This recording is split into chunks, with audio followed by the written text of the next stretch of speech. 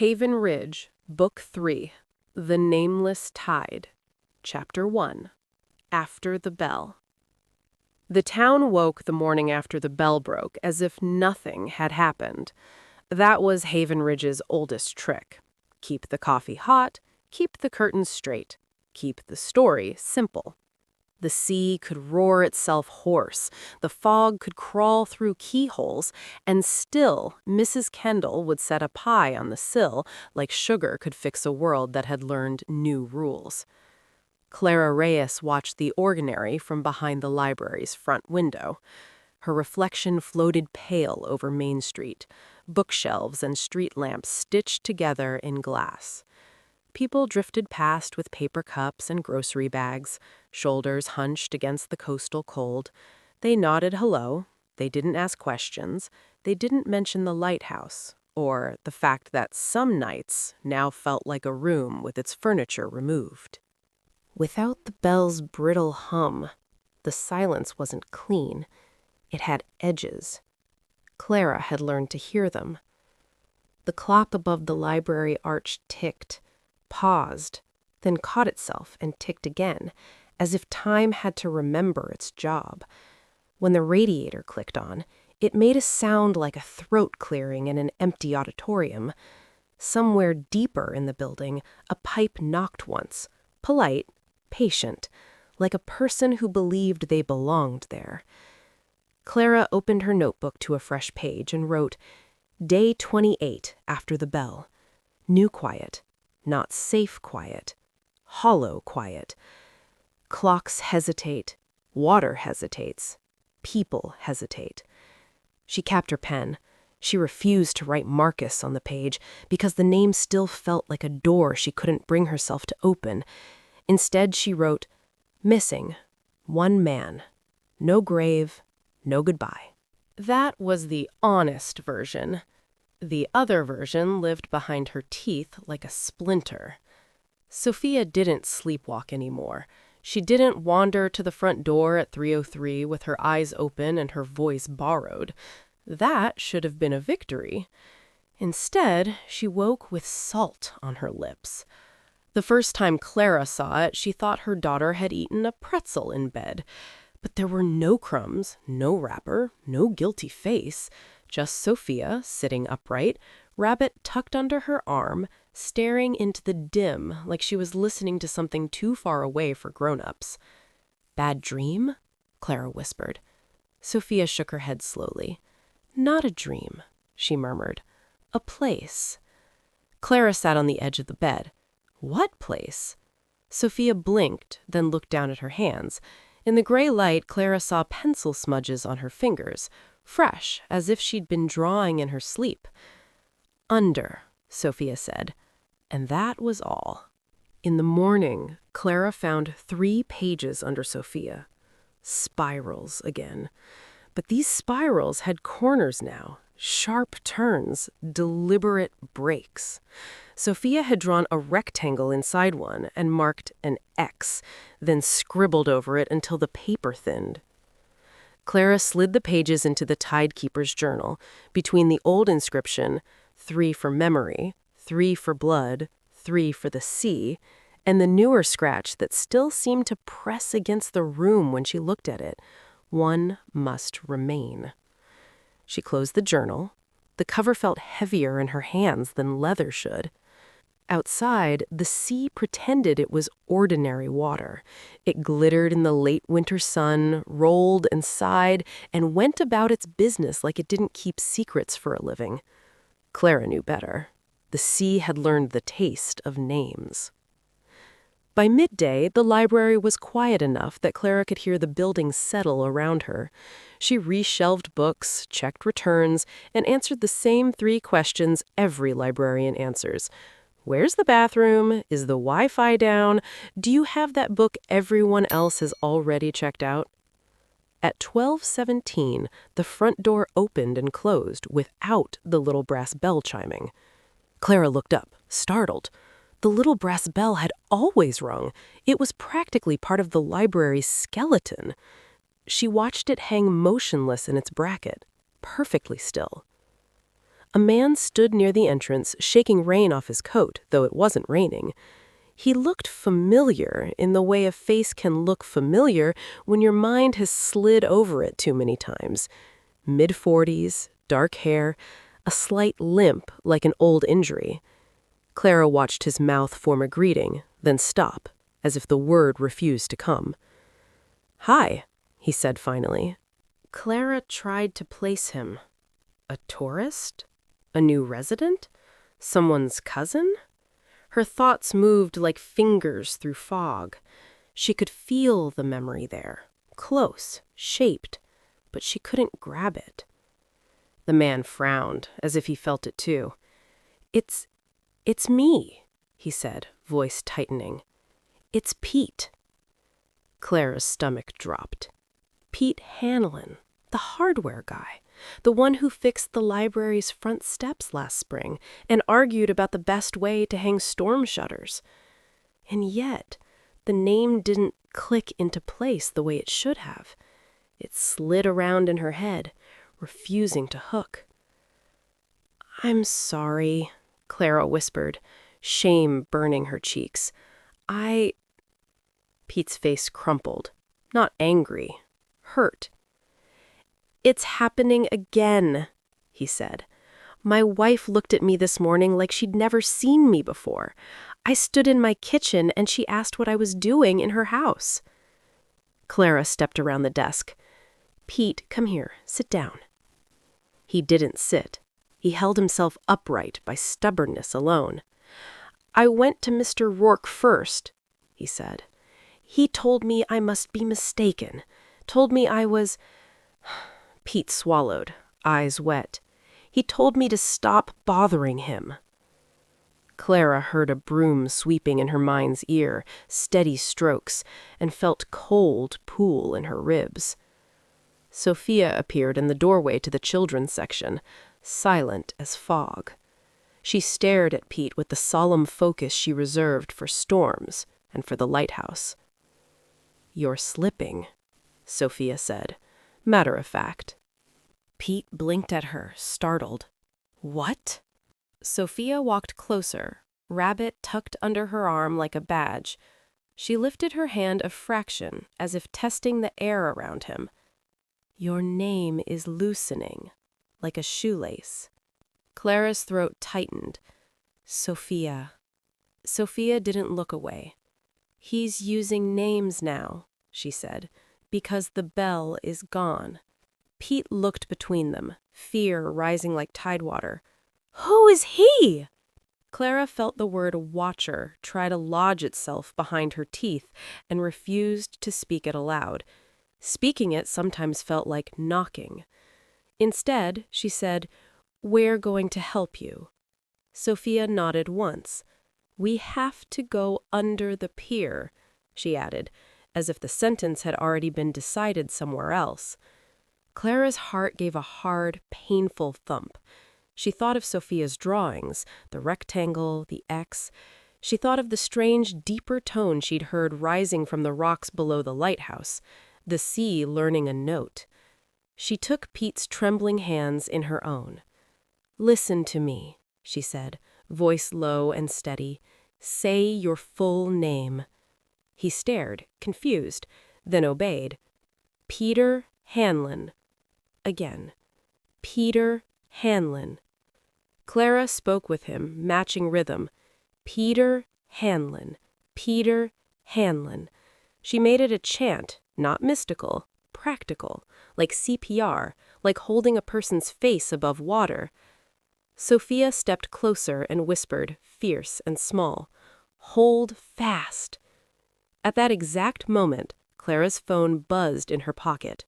No caller ID, no number, just a message that made her blood go cold. "Many must remain now." Clara stared at the screen until the letters blurred. The town outside moved on.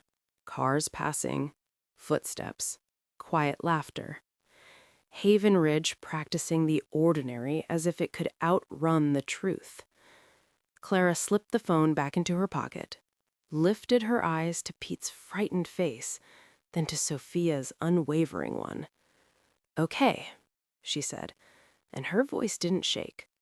"After we close the library, we go to the pier." Sofia nodded like a soldier receiving orders she'd already heard in her sleep. And in the silence between one tick and the next, Clara thought she heard it again, far out beyond the harbor, deeper than any bell. A low note, steady and patient, like something being built. End of Chapter 1. Chapter 2. Salt Marks. By the next morning, the town had started writing on itself. Clara noticed the first mark on the library's back step. 3 pale slashes, angled slightly, as if whoever made them had been in a hurry. She crouched and rubbed her thumb over the lines. They weren't chalk. They didn't flake. They didn't smear. The texture was gritty, like dried sea foam caught and hardened. Salt. Sofia appeared behind her, with her rabbit tucked under her arm, hair still sleeping in every direction. She leaned forward, sniffed the step like a suspicious cat, and wrinkled her nose. "It's not just salt," she said. Clara glanced up. "What is it, then?"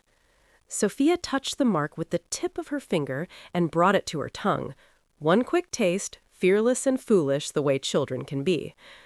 "Old pennies," she decided, "and tidewater, like the ocean is trying to write."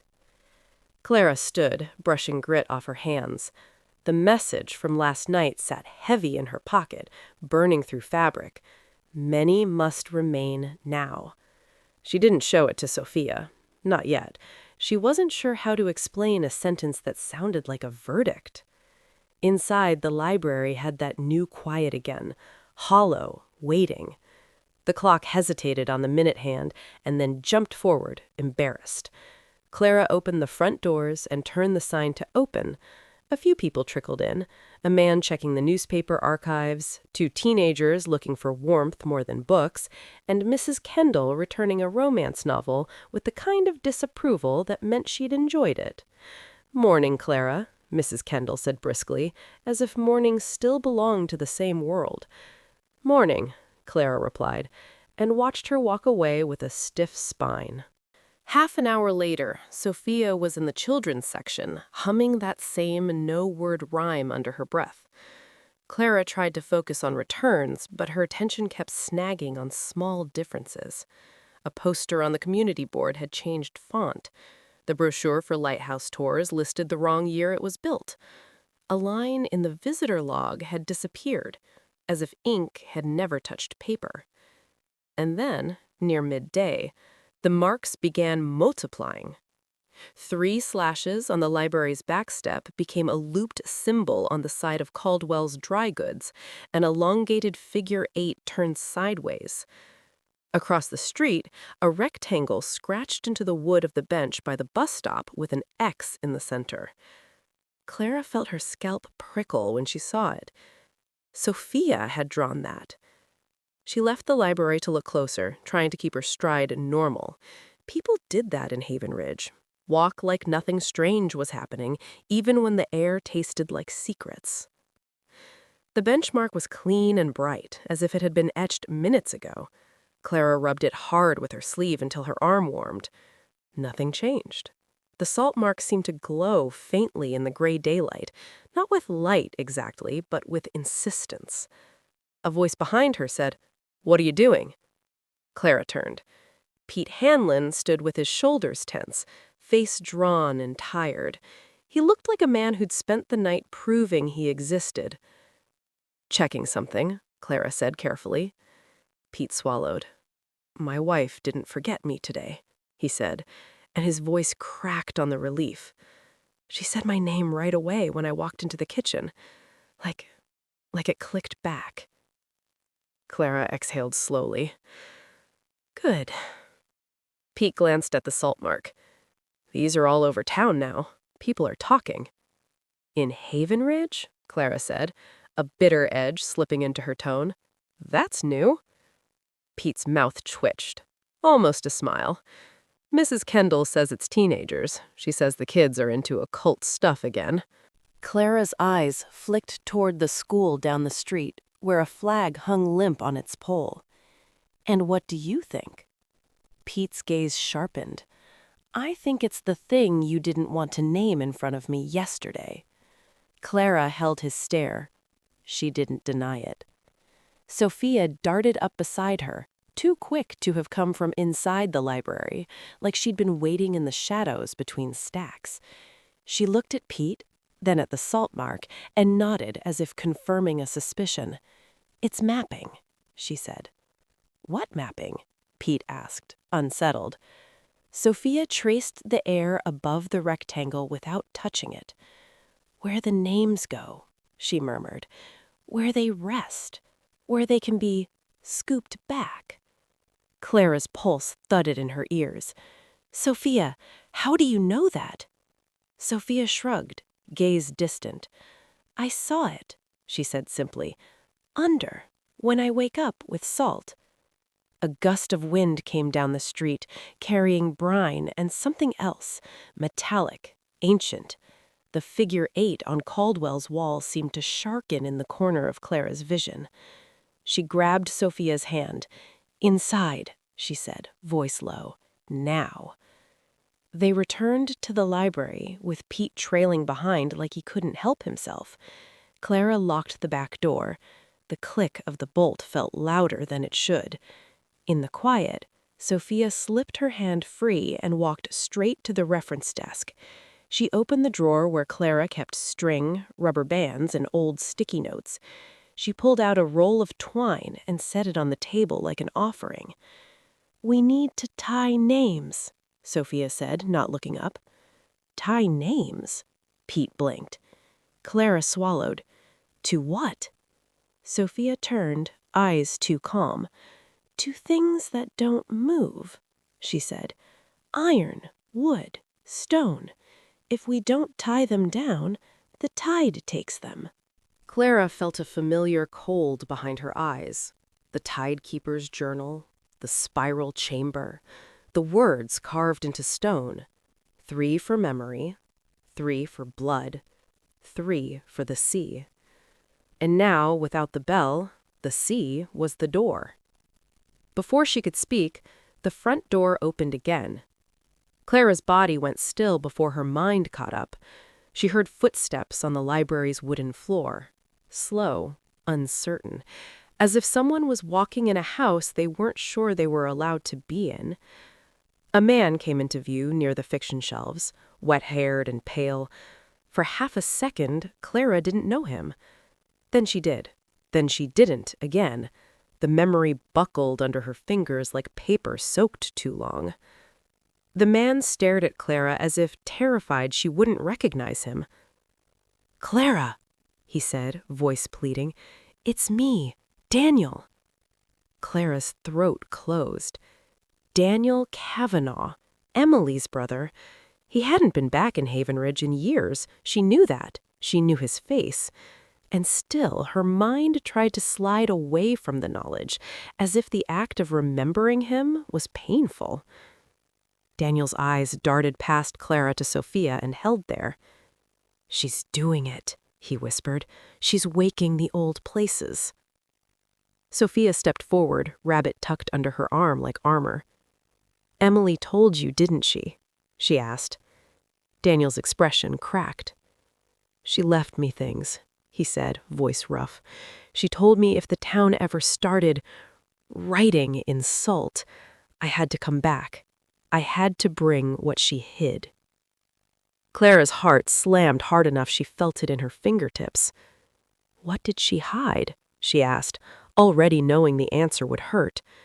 Daniel reached into the battered box he carried and lifted out a flat slate stone, dark and heavy, carved with names, some crossed out, some rewritten deeper. The sight of it made the library air change, as if the room itself remembered a different time. Clara stared at the slate. "Emily," she whispered. Daniel nodded once, eyes shining. "And if I'm right," he said, swallowing thickly, "I think she didn't just hide names. She hid a way to take them back."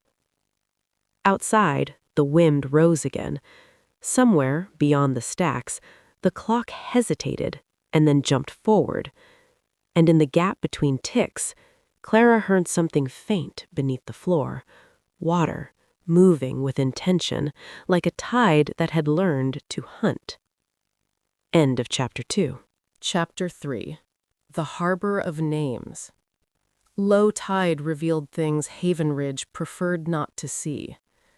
The pier's understructure rose from the retreating water like the ribs of a long-dead animal.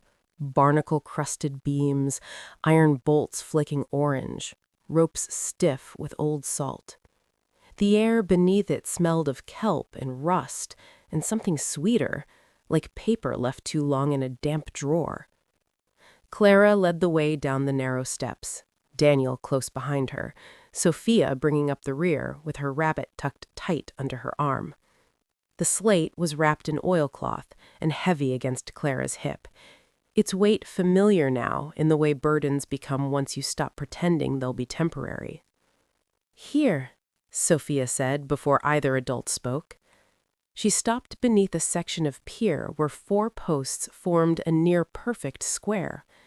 The water pooled differently there, not churning, not still, but arranged. Clara felt it more than saw it, a subtle geometry pressing against her skin, like standing too close to a speaker humming a note below hearing. Daniel crouched, touching one of the iron bolts. "Emily used to play here," he said quietly. "She said the tide listened better where the pier crossed itself." Clara unwrapped the slate. Even in the gray daylight, the carved names seemed darker than stone should allow. Emily Kavanagh, Marcus Hale. Others followed, some shallow, some gouged deep, as if written twice to make sure they stayed written. Sofia knelt and dipped her fingers into the pooled water. She didn't flinch. "It's waiting," she said. "Not hungry, just ready." "For what?" Clara asked. Sofia looked up, eyes solemn. "For remembering." Clara swallowed and tied the rope Daniel handed her through the drilled corner of the slate. The knot slid into place with the confidence of a thing that knew its purpose. She didn't question that anymore. Havenridge had trained her out of hesitation. Together, they lowered the slate. It should have sunk. Stone always does. Instead, it stopped, just beneath the surface, suspended as if held by invisible hands. The rope went slack. The water around it brightened a shade, turning from green to something almost clear. Daniel sucked in a breath. "That's not right," Clara finished. The water shifted. Lines appeared beneath the surface, pale and precise, outlining the same rectangles Sofia had drawn again and again. It was not a door. It was not a hole. It was a place where something waited to be placed. Sofia leaned forward. "Say them," she urged. Claire's mouth went dry. "What?" "The names," Sofia said, impatient now. "They need to hear themselves." Clara closed her eyes and spoke. "Emily Kavanagh," she said first, voice steady. "Marcus Hale." The water rippled. The slate trembled just slightly. Daniel joined in, his voice rough. "Peter Hanlon, Ruth Kendall, Havenridge." At the sound of the town's name, the rectangle deepened as if the water had decided to believe in gravity again. The slate sank another inch. Then it stopped. Sofia frowned. "It's counting," she said. "Counting what?" Daniel asked. Sofia tilted her head, listening to something none of them could hear. How many were willing to keep? A shadow slid beneath the water.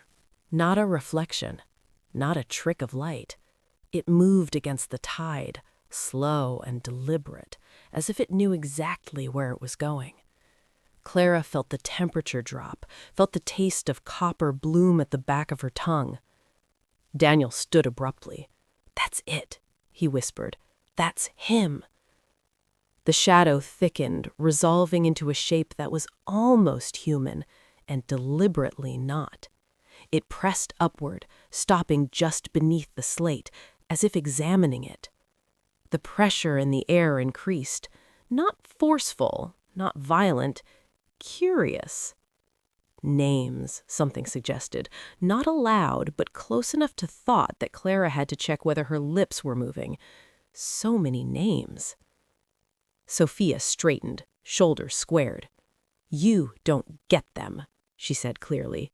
The shadow shifted, amused. "Everything that touches water belongs to the tide." Clara's grip tightened on the rope. "Not everything," she said. "Some things are anchored." The water pulsed. The rectangle flickered. The slate jerked once, hard enough to pull rope through Clara's hands. She hissed as the fibers burned her skin. "Pull it back," Daniel urged. "No," Sofia said sharply. "Not yet." The shadow pressed closer, brushing the underside of the slate. Where it touched, a new mark appeared beside Marcus Hale, a shallow notch, like the beginning of an arrow pointing inward. Clara's heart stuttered. "What does that mean?" Sofia's voice dropped to a whisper. "It remembers him." The pressure increased, curiosity tipping toward possession. Clara made a decision without ceremony. She dug into her pocket, pulled out a small cloth bundle, and untied it. Inside was salt and a strip of muslin with Marcus written in block letters. She pressed the muslin to the slate and spoke, loud and firm. "He remains." The water recoiled. The shadow pulled back as if burned. The rectangle shuddered, lines blurring, the clarity dissolving into ordinary tide water. The slate dropped another inch, then rose, suddenly light, eager to be taken back. "Now," Sofia said. Clara and Daniel hauled together. The slate broke the surface with a soft sound like a book closing. The water beneath them went dull, the rectangle fading as if it had never been there at all. The shadow was gone. They stood panting beneath the pier, hands shaking, knees weak. Daniel stared at the slate. "It marked him." Sofia nodded. "It marks what it wants," she said. "But wanting isn't the same as owning." Clara rapped the slate again, hands trembling despite herself. She felt something new settle into her chest. Not relief, not fear, but resolve edged with dread. "This isn't storage," she said quietly. "It's a harbor." Daniel looked at her. "For what?" "For names," Clara said, "and for whatever comes to collect them." Above them, the tide turned. Water rushed back beneath the pier, erasing footprints, swallowing evidence, pretending it had always been this way. As they climbed the steps back to town, Clara felt it again, the low note beneath the waves, steady and patient. Not ringing, building. End of Chapter 3. Chapter 4. The Countersong. By evening, the town sounded wrong. It wasn't loud, it wasn't quiet, it was misaligned, like instruments tuning to one another and never quite agreeing on the note. Doors closed a fraction too slowly, footsteps echoed half a beat late. Even the sea, usually generous with its rhythm, seemed to hesitate before each wave, as if listening for permission. Clara heard it everywhere. In the library's breathing pipes, in the scrape of chairs across floors, in the way people spoke and then paused, as if waiting to hear their own words return to them. Sofia heard it more clearly. She sat cross-legged on the rug in her room, surrounded by objects that looked like the aftermath of a yard sale, Empty glass bottles, a metal mixing bowl, a length of fishing line, a chipped ceramic mug, a smooth piece of driftwood, and, placed carefully at the center, a curved shard of bone Daniel had brought from Emily's box. "Don't touch that one yet," Sofia said without looking up as Clara hovered in the doorway. Clara stopped short. "The bone?" Sofia nodded. "It listens back." Daniel leaned against the wall, arms folded, studying the collection with a frown that was equal parts skepticism and awe. "This is a plan?" Sofia said. She picked up one of the bottles, dipped her finger in a bowl of water, and ran it gently around the rim. The note rose clear and thin, slicing through the wrongness in the air like a seam being opened. Clara felt it in her teeth. Sofia tilted her head, listening. "That one's too high," she murmured, setting the bottle aside. She reached for another, heavier, clouded with age, and coaxed a lower tone from it. The sound hummed, then settled. "That," Sofia said. "That one stays." Daniel crouched beside her. "What are we doing exactly?" Sofia looked up at him, serious. "We're making a room the Watcher doesn't like." Clara felt a chill trace her spine. "Because of the bell." Sofia nodded. The bell was easy. It was one sound, one door. Now he listens through everything. Daniel exhaled slowly. "So we give him something else to listen to?" "Not listen to," corrected Sofia. "Listen around." She gestured for Daniel to pick up the fishing line. When he drew it taut between his hands, she guided him to bow it lightly across the rim of the mixing bowl. The sound that emerged was low and rough, vibrating through the floorboards. The house responded. Not in words, in posture. The walls seemed to ease back a fraction, as if relieved to have something familiar to lean on. Clara swallowed. "Sofia, how do you know this?"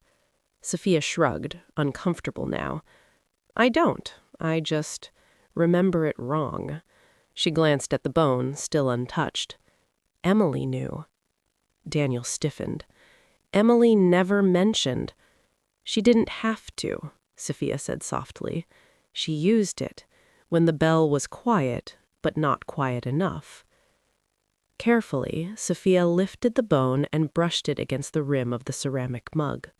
The sound that came out was not a note so much as a pressure, a resonance that seemed to thicken the air. Clara's eyes stung. She felt the sudden, overwhelming urge to cry for reasons she could not name. Daniel sucked in a sharp breath. "That's not right." Sofia smiled faintly. "It's not wrong either." They worked as dusk crept across Havenridge. Sofia arranged the objects into a loose horseshoe on the rug, spacing them by feel rather than measurement. Clara followed instructions without question, adding water here, salt there, opening a window just enough to let the sea's breath in, without inviting it to speak. When they finished, the room felt different. Not safer, held. At 8:47 p.m., Clara's phone buzzed. No number, no name, just a sound file. She hesitated, then pressed play. For half a second, there was nothing. Then, a low, distant tone. Not the bell. Deeper. Wetter. Like something being tested, struck once to hear how it rang. Sofia went still. "That's him," she said. Daniel clenched his jaw. "He's learning." "Yes," Sofia said. "So are we." At 9:12, the first real pressure came. Not at 3:03. Earlier. Impatient. The room dimmed as if the light itself were being negotiated. The objects on the rug began to vibrate. First the bottles, then the bowl, then the fishing line tightening with a soft whine. Clara felt a hand press against the inside of her chest. "So clever," the Prisha suggested. "So fragile." Sofia raised her hands like a conductor. Now. Clara ran her finger around the chosen bottle. Daniel bowed the line across the bowl. Sofia hummed. Not a melody, not words, just a steady pulse that refused to rise or fall. The countersong filled the room. The pressure recoiled, not violently, but with irritation, like a creature discovering the floor was uneven. The light steadied. The sound file on Clara's phone cut off mid-tone. Silence followed, but not the hollow kind. The house exhaled. Sofia sagged slightly, catching herself on the edge of the bed. "He doesn't like it," she said, satisfied and exhausted. Daniel stared at the objects on the floor. "This can't just stay here." Sofia shook her head. "It has to be everywhere." Clara's mind raced ahead, fitting pieces together. The salt marks around town, the iron that anchored, the names that needed tying. "A circle," she said slowly. "Not one song. Many." Sofia smiled, small and fierce. "He hates arithmetic." Outside, the sea answered with a distant, patient sound, low and thoughtful, like something reconsidering its approach. Clara closed her eyes and let the countersong settle into memory, knowing it wouldn't be enough forever, but it was enough for tonight. And in Havenridge, sometimes tonight was all that stood between keeping and losing everything. End of Chapter 4. Chapter 5. The 9 Posts. By morning, the plan had weight. It sat between them at the kitchen table, coffee cooling, toast untouched, no longer an idea, but a shape with edges. Clara had learned to trust that feeling. Ideas floated, shapes stayed. 9, Sofia said again, tapping her pencil against the map Daniel had sketched on butcher paper. "It has to be 9. Daniel leaned over the table, brow furrowed. "Why not 7 or 12? Sofia didn't look up. "Because 3 is easy for him," she said. 3 repeats. 9 resists. Clara studied the map. Daniel had drawn Havenridge the way someone draws a place they love and fear in equal measure. Streets bending slightly too much toward the sea, the green exaggerated, the lighthouse looming larger than scale would allow. 9 small circles were marked around town like pins holding down fabric. "The pier," Clara said, touching the first. "The cemetery gate. The bandstand," Daniel added. "Old water tower, school flagpole." "Man-of-war rock," Sofia said, without hesitation. "The place with the cross." Clara nodded slowly. "The lighthouse base," she said, voice tight. Daniel hesitated, then marked it anyway. "That's 7. Sofia added 2 more dots herself. "Here," she said, pointing to a narrow cut near the abandoned rail line, "and here." Her pencil paused over the last mark. "Behind the library." Clara swallowed. "All right." They sat with the map for a moment longer, listening to the house settle around them. Outside, Havenridge went about its morning, doors opening, engines turning over, the sea pretending to be nothing more than scenery. "People will ask questions," Daniel said. Clara snorted softly. "In this town, they'll help first and ask later, or they'll pretend not to see it at all." Sofia slid off her chair. "We'll need iron," she said, already moving toward the door. "And salt. Lots of salt." Mrs. Kendall had iron. Of course she did. She watched them haul rusted fence posts and lengths of rebar from her shed with narrowed eyes and crossed arms. "You planning to reenact a siege?" she asked dryly. "Something like that," Clara said. Mrs. Kendall sighed, then handed Daniel a pair of work gloves. "My Harold always said iron remembers where it's been," she muttered. "Take the thicker ones, and don't bend them." They moved through town like a strange procession, iron clanking, ropes slung over shoulders, salt sacks bumping against hips. A few people stared. Most didn't. Mr. Rourke nodded once and fetched his hammer without being asked. At the pier, the tide was low and cooperative, as if curious. They drove the first post deep into sand, between two pylons. The iron rang sharp and bright with each strike, the sound echoing beneath the boards. Sofia sprinkled salt around the base, careful and precise. She tied a small cloth bundle, names written inside, around the post with red thread and pressed her palm against it. "It holds," she announced. Daniel exhaled. One down. At the cemetery gate, the ground resisted more stubbornly. Clara felt the effort in her shoulders as she helped drive the iron in. She thought of names carved in stone nearby, of dates that didn't know yet they were being protected. Mrs. Kendall set a lemonade on the gatepost and didn't say who it was for. Man of War Rock was harder. The path was slick, the wind shark with brine. Daniel slipped once, caught himself, laughed too loudly.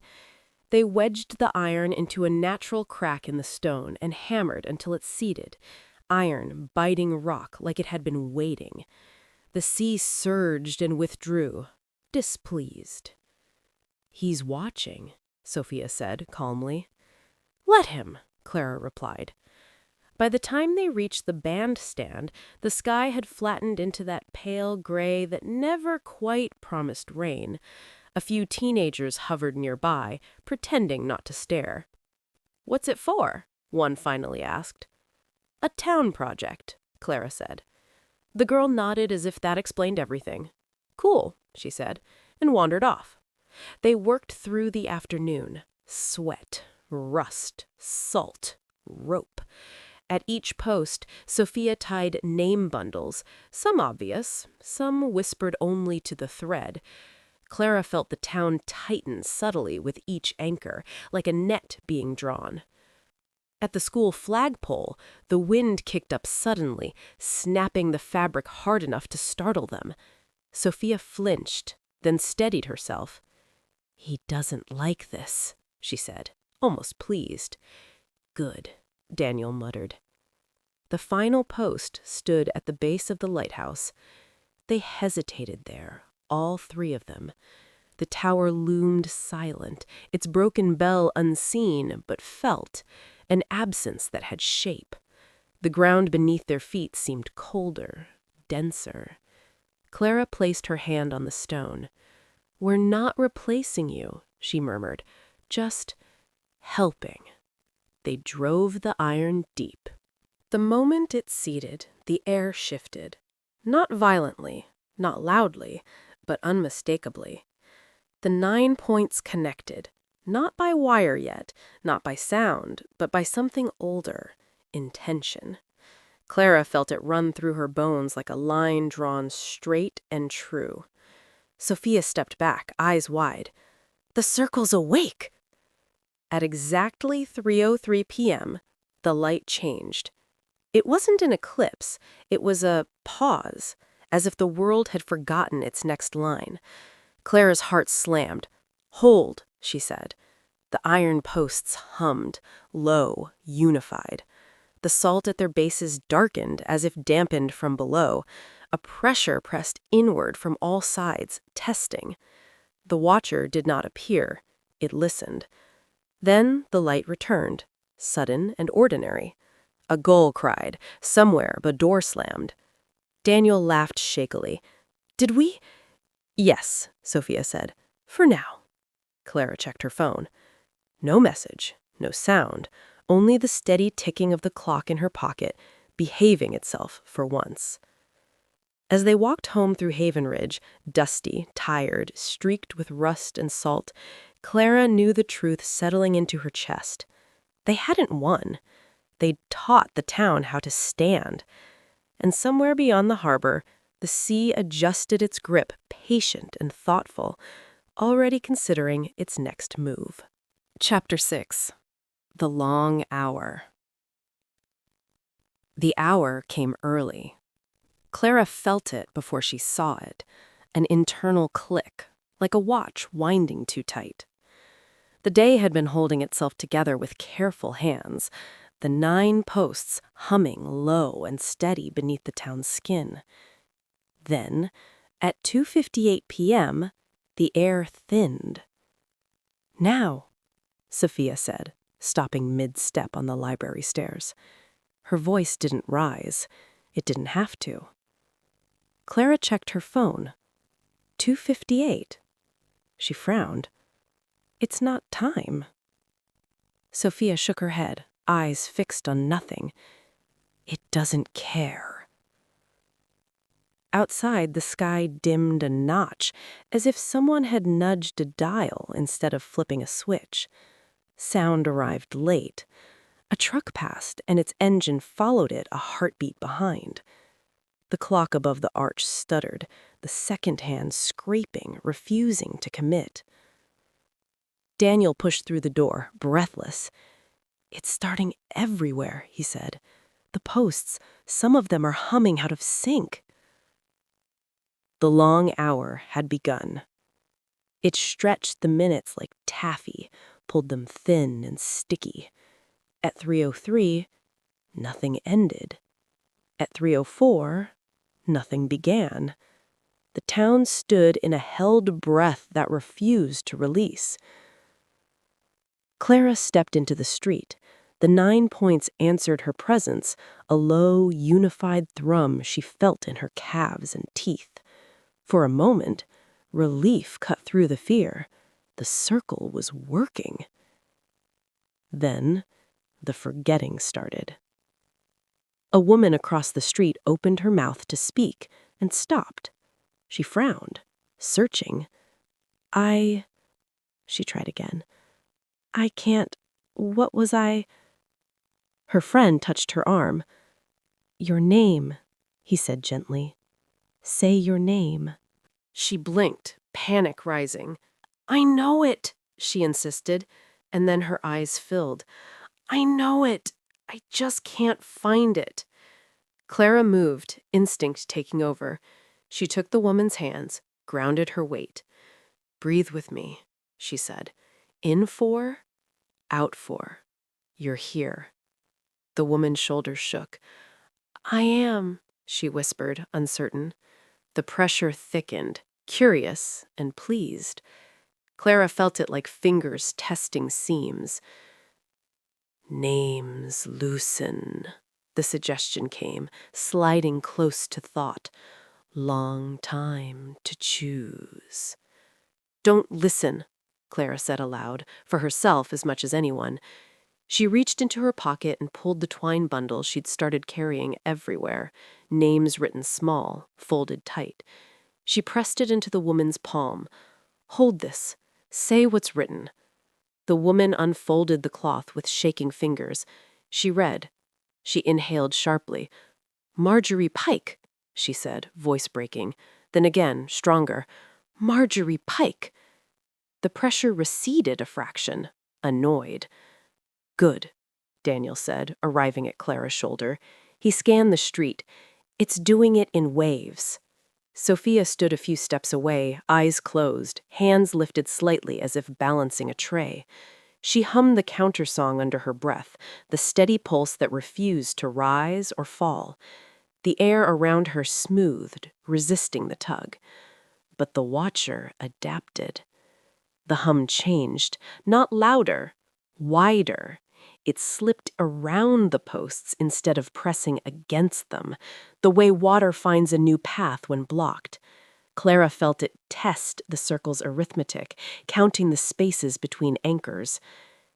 "Give me a name you can live without," it suggested, velvet soft.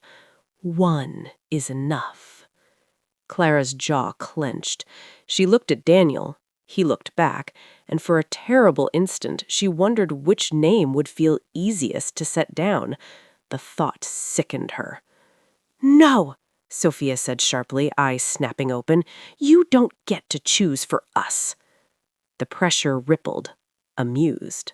At 3:21, the school flag dropped its rope and lay slack against the pole.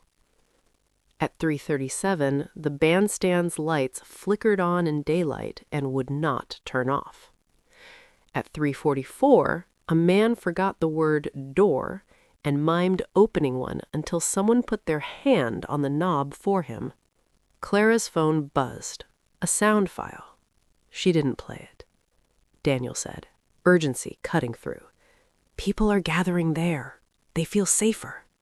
"They are safer," Clara said. "For now." Inside, the room filled with bodies and breathing and the smell of damp coats. The countersong objects sat where Sofia had arranged them earlier. Bottles, bowl, line, mug, bone. Quiet. Waiting. Clara gestured. "Help me," she said. And people did, without needing to understand why.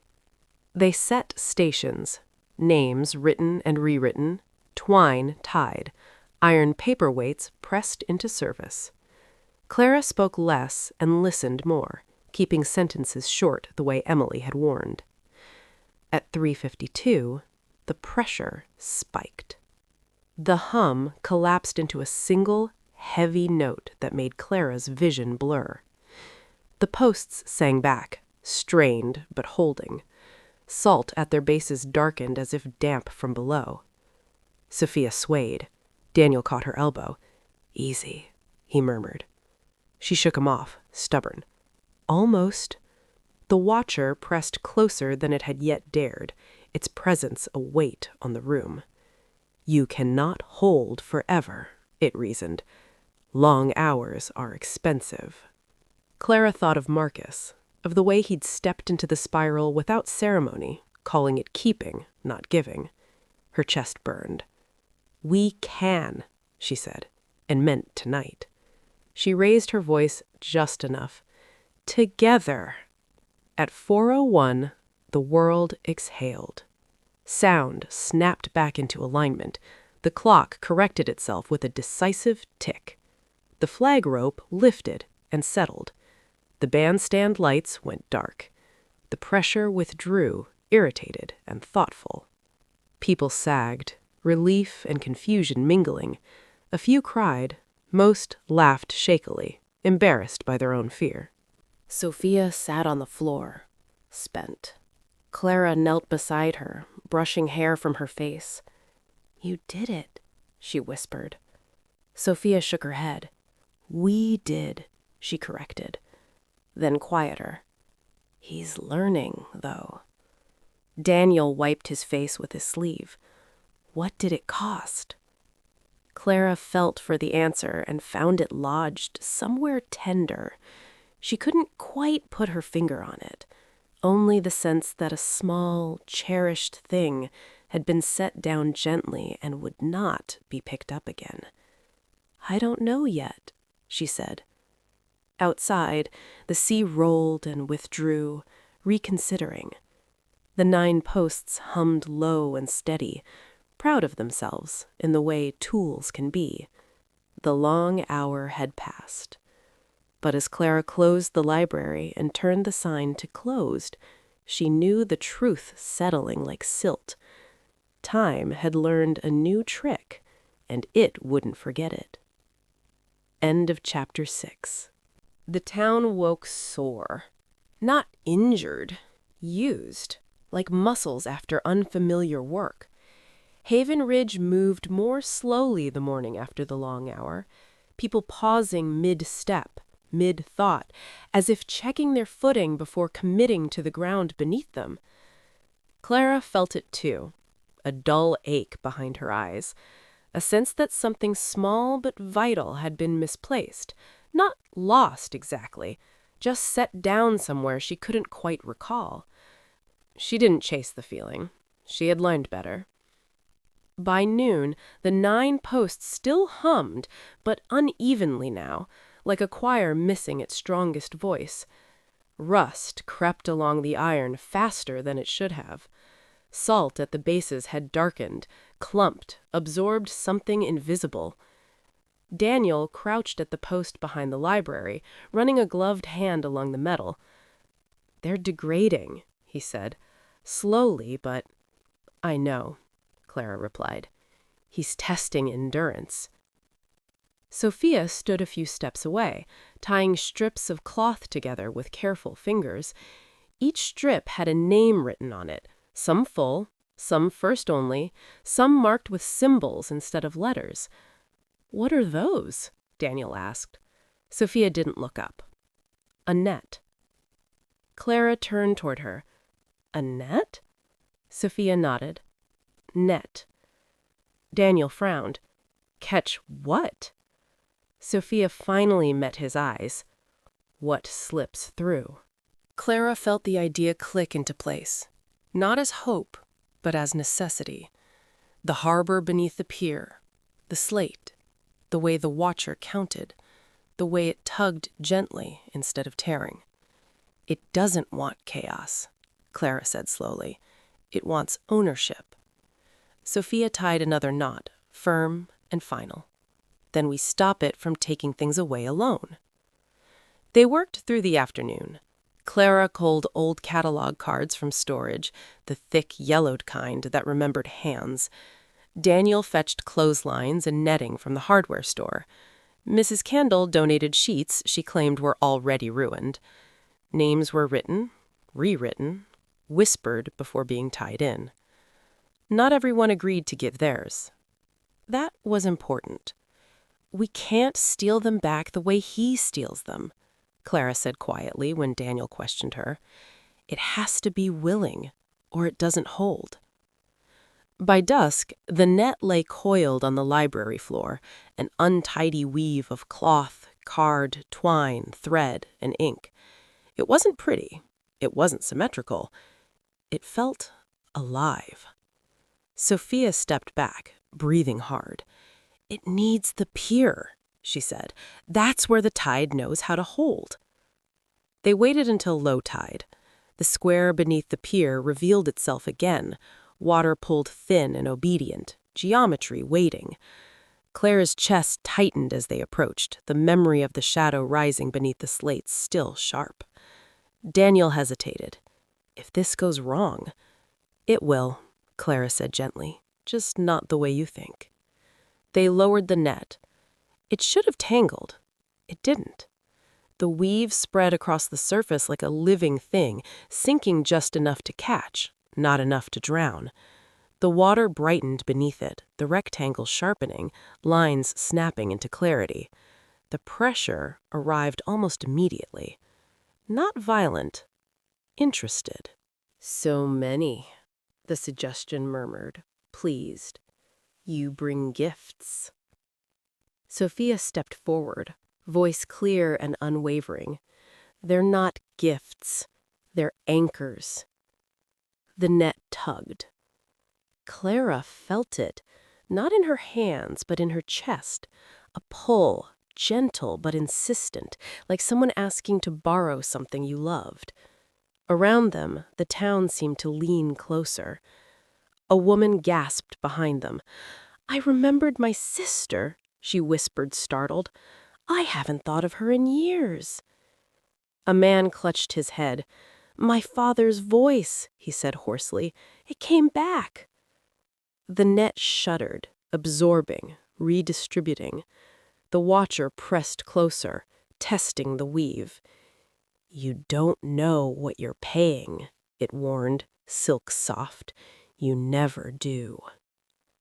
Clara felt the truth of that land in her bones. Then the cost came due. It wasn't dramatic. It didn't knock her down. It was quiet, precise. Clara blinked and realized she could no longer remember the sound of her mother's laugh. She knew her mother laughed. She knew when, roughly. She knew the shape of it in her chest. But the sound itself, the exact timbre, the way it rose and caught, was gone. The ache behind her eyes sharpened into grief. Clara didn't cry. She tightened her grip on the rope instead, jaw locked. "Hold," she whispered.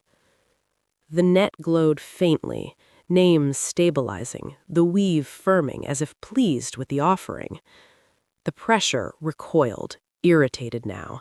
The shadow beneath the water thinned, withdrew. The rectangle dulled. The net lifted easily when they pulled it back, heavier than before, not with water, but with presence. Daniel stared at Clara, alarmed. What did it take? She met his gaze steadily. "Something I could live without," she said. Sofia's eyes searched her face, sharp and worried. "Mom!" "I chose," Clara said firmly, "before it could." Sofia swallowed, then nodded once. "Good," she said, though her voice shook. "He hates when we choose." They wrapped the net carefully, reverent now. Around them, the tide returned, erasing the square, pretending it had never been there. But Havenridge felt different as they walked home. Heavier, steadier. People spoke with more certainty. Names stuck where they belonged. For tonight, at least. As Clara locked the library door, she felt the absence again. That missing laugh, the hollow it left behind. She pressed her palm to the wood and breathed through it. This was the work now. Not winning, balancing. And far out beyond the harbor, where the water deepened and light failed, something listened and began to count in larger numbers. The storm arrived without weather. No clouds rolled in, no wind announced itself. The sky stayed pale and unbothered, a clean blue that made the tension feel like a private joke played on Havenridge alone. Clara noticed it first, in the glass. Every window in the library had gone subtly wrong, not cracked, not fogged, but thickened. Light bent strangely through it, stretching faces, warping the edges of books and shelves. When Clara pressed her palm against the pane, it felt colder than it should have, as if the storm were on the other side of the glass and waiting to be let in. "Sofia," she called softly. Her daughter stood at the far end of the room, staring into the reflection of the children's section window. She wasn't looking at herself. She was listening. "It's not outside," Sofia said. "It's between." Daniel came up behind Clara, voice low. "The posts are rusting faster." Clara closed her eyes for a moment. The 9 posts had been designed to endure pressure, not corrosion accelerated by intent. The watcher wasn't pushing anymore. It was eating. They moved through town as if walking inside a held breath. The net of names sat coiled in Clara's bag, heavier now, the cloth stiff with salt and ink. As they passed each anchor point, Clara could feel the imbalance, the posts humming out of tune one by one. At the bandstand, the iron had darkened almost to black. The salt at its base had liquefied, seeping into the wood. Sofia crouched, touching the ground lightly. She recoiled. "That one's sick." Daniel swore under his breath. "He's poisoning the circle." "No," Sofia corrected. "He's starving it." The sound came then. Not a bell, not a hum. A pressure note so low it didn't travel through air, but through structure.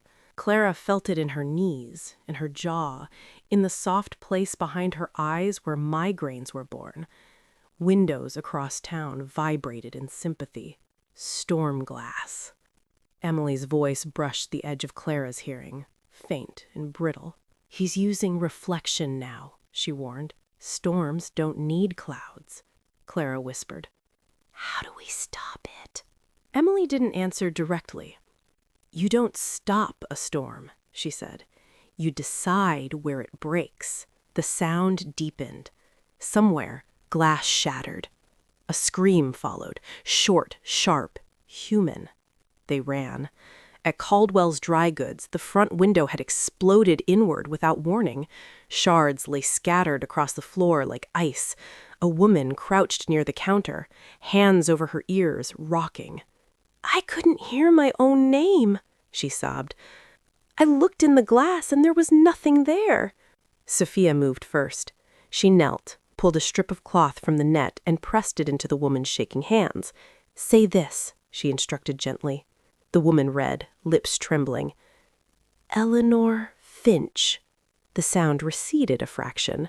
Outside, more windows cracked, not violently, but deliberately, one at a time. The town reflected itself into pieces. "He's splitting attention," Daniel said, breathless. "Too many points. And our circle's tired," Clara replied. The watcher pressed closer, invisible but undeniable.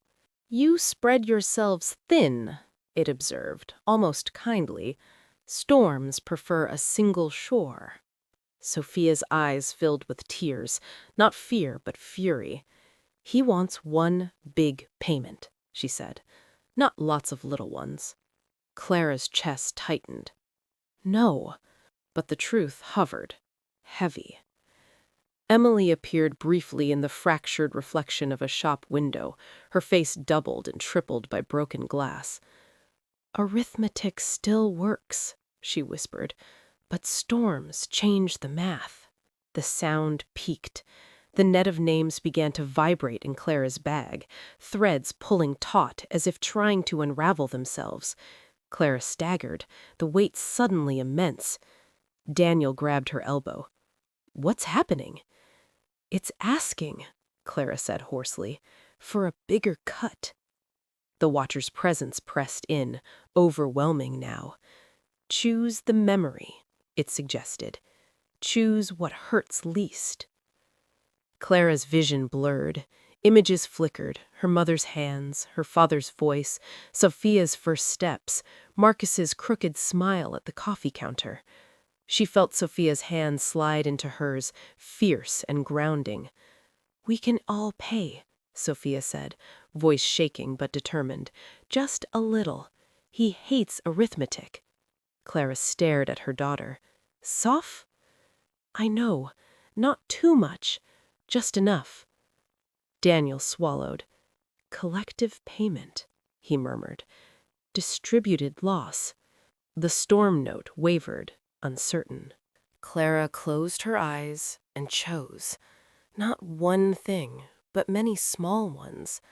The smell of the library's old paper on rainy days, the exact shade of blue of the sky the day Sofia was born, the tune Marcus used to hum without realizing. Around them, others did the same, voluntarily, instinctively. Faces tightened, breaths hitched, names were whispered and let go of their smallest edges. The sound fractured. Windows stopped cracking. The pressure note faltered, bent, and then collapsed inward like a wave breaking too early. Silence followed.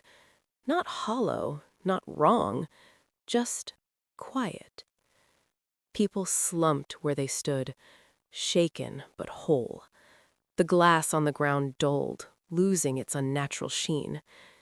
Emily appeared one last time in the intact reflection of the library window, smiling sadly. "He didn't expect cooperation," she said. "He never does." Sofia sagged against Clara, exhausted. Clara held her, heart hammering, grief and relief tangled together. Daniel stared out toward the harbor. "Did we win?" Clara shook her head slowly. "We endured." Far offshore, the sea darkened briefly, as if something massive had turned in its sleep. The storm had broken, not on the town, but within it. And beneath the water, where sound learned new shapes, something patient adjusted its design. End of Chapter 8. Chapter 9. The Salt Cut. The morning after the storm glass, Havenridge bled salt. Not visibly, not at first, but Clara tasted it in the air, sharp and dry, as if the town had been preserved overnight. People woke slower, conversations thinned. Laughter came late, if it came at all. The price they had paid together lingered like a bruise you only notice when you press it.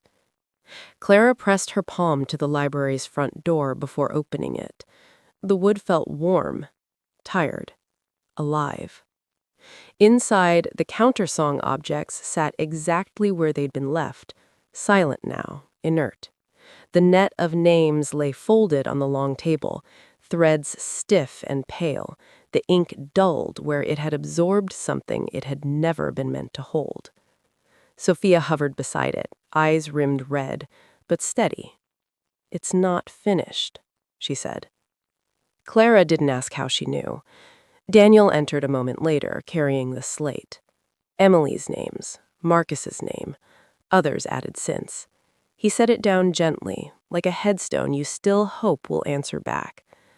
He didn't retreat. He retracted, Daniel said quietly. Sofia nodded. Like a knife pulled back to cut better. Clara closed her eyes. Then we don't wait. They didn't announce the plan. Havenridge didn't need announcements anymore. By noon, the people who needed to be there simply arrived.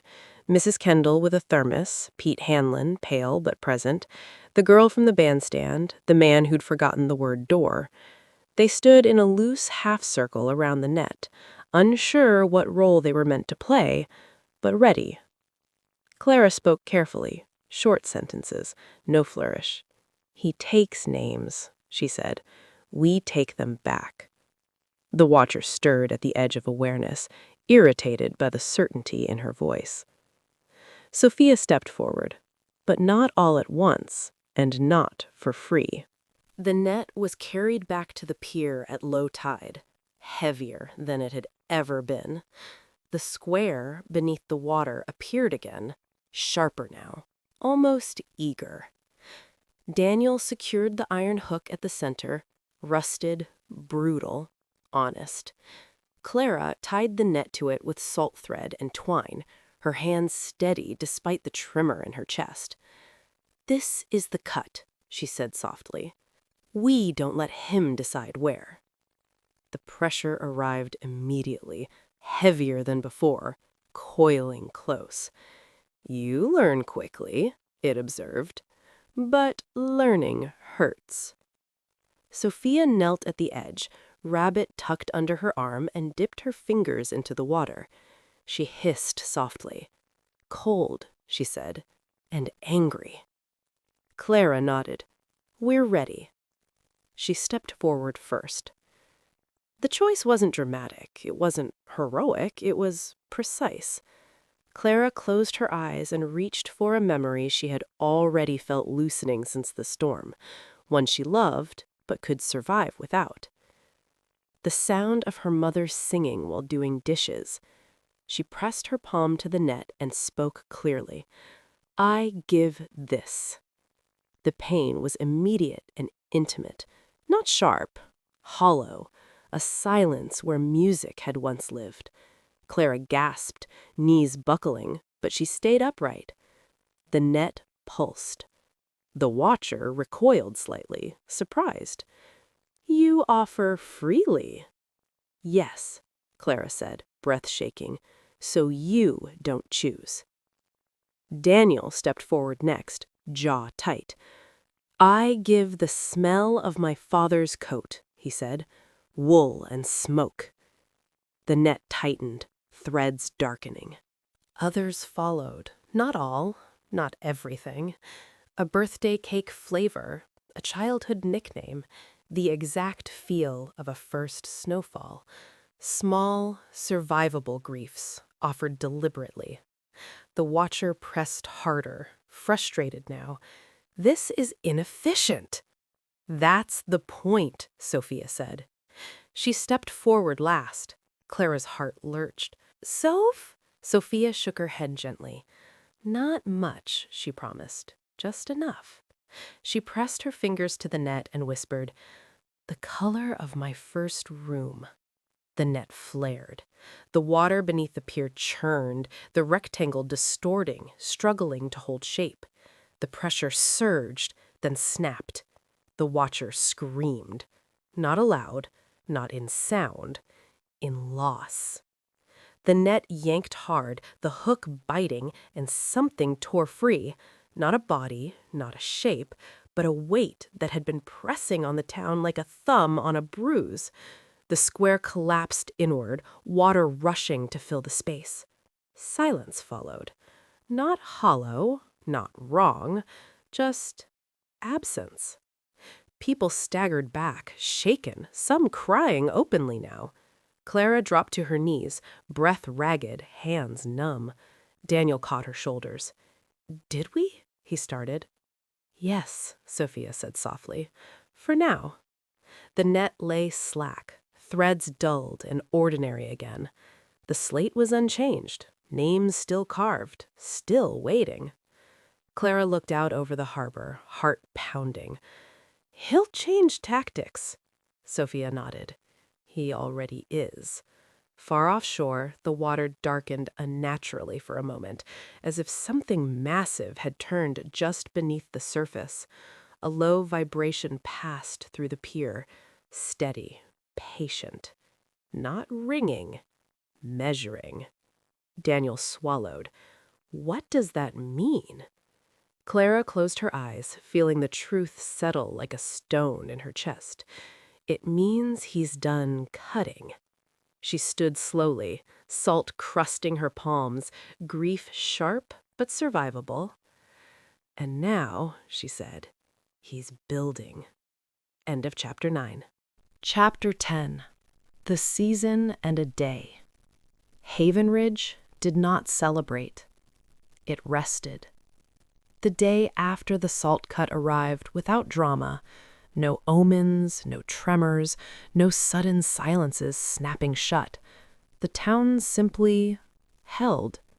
Shops opened late, conversations were softer. People moved with the careful courtesy of those who knew they had survived something they couldn't fully explain and didn't want to test again too quickly. Clara stood on the library steps just after sunrise, mug warming her hands. The harbor lay calm, deceptively gentle, as if the sea had never learned to write in names or measure grief. Gulls argued over scraps. A fishing boat coughed to life and pushed off, leaving a neat wake that smoothed itself out behind it. The 9 posts still hummed. Not loudly, not proudly, just enough to be felt if you knew how to listen. Rust had crept further along their lengths, and the salt around their bases had hardened into pale crusts that would never quite wash away. "Season and a day," Daniel said quietly, joining her. He leaned on the railing, eyes on the water. "That's how long the old records say a binding like this holds." Clara nodded. "Longer than we had yesterday." Sofia came down the steps behind them, rabbit tucked under her arm, hair damp from sleep. She paused, tasting the air. "It's quieter," she said. "Good quieter?" Clara asked. Sofia considered. "Honest quieter." They walked through town together, checking anchor points the way farmers once checked fences after a storm. At the bandstand, the iron post was blackened but firm. At the cemetery gate, the salt had crystallized into delicate, almost beautiful patterns. Names felt heavier there, settled. Mrs. Kendall waved from her porch, a small, tired smile on her face. "It's sticking," she called. "Whatever you did." Clara lifted a hand in return. "For now." "For now is enough," Mrs. Kendall replied, and went back inside. By noon, Havenridge had found its rhythm again. Not the old one, but something close enough to pass. Children ran. Doors opened and closed with the right sounds. The clock above the library arch ticked forward without hesitation. Clara sat at her desk and opened a fresh notebook. Book 3, she wrote, then paused, frowning at herself. She scratched it out and wrote instead, record, not prophecy. She documented what had happened, without embellishment. The net, the cut, the cost. She listed names only with permission. Some people declined, and she respected that. Ownership mattered now in ways it hadn't before. Sofia sat cross-legged on the rug, drawing not spirals this time, but lines, nets, posts, circles that intersected but did not overlap. Daniel watched her. "What are you mapping?" Sofia didn't look up. "What we keep doing," she said. Clara felt the weight of it then. Not fear, not dread, but acceptance. This was no longer about winning. It never had been. It was about maintaining, about choosing to show up again and again with eyes open. In the late afternoon, Clara walked alone to the lighthouse. The broken bell still hung in its cradle, split cleanly down the middle, bronze edges dulled by salt and time. It did not hum, it did not cry. It existed, and that felt important. She laid her hand against the stone wall and closed her eyes. "I'm still here," she whispered, not to the bell, not to the sea, but to the absence that had once been Marcus-shaped, Emily-shaped, safety-shaped. She didn't expect an answer. She didn't get one. And that, too, was important. As evening settled, Sofia joined her at the cliff's edge. They sat shoulder to shoulder, watching the sun slip toward the horizon. "Do you miss it?" she asked suddenly. Clara knew what she meant. The bell. The certainty of an enemy that announced itself with sound and ritual. Sometimes, she admitted, it was easier when the danger had a voice. Sofia nodded. "He's quieter now." "Yes, but bigger," Sofia added. Clara didn't argue. They returned to town as the lights came on, one by one. The library glowed warm and inviting. The countersong objects sat boxed and waiting, ready to be used again if needed. At exactly 8:13 p.m., Clara's phone buzzed. No number, no name. She didn't flinch. The message contained only 2 words, written in salt white text against a black screen. Not finished. Clara stared at it, then slipped the phone back into her pocket. "Mom?" Sofia asked. Clara smiled. Small, steady, real. "We have time. A season and a day." Sofia leaned into her side. "Then we keep." "Yes," Clara said, watching the harbor darken, feeling the deep water shift and settle far beyond the lights. "We keep." Out beyond the reach of the 9 posts, where iron did not remember and salt had not yet been asked to choose, something vast and patient adjusted its design. Not ringing, not cutting, building. And Havenridge, unaware and determined, went to sleep holding what it could. End of chapter 10 and end of story. Like and subscribe for more Havenridge stories and murder mysteries at 10 Chapters Audiobooks. See you back soon.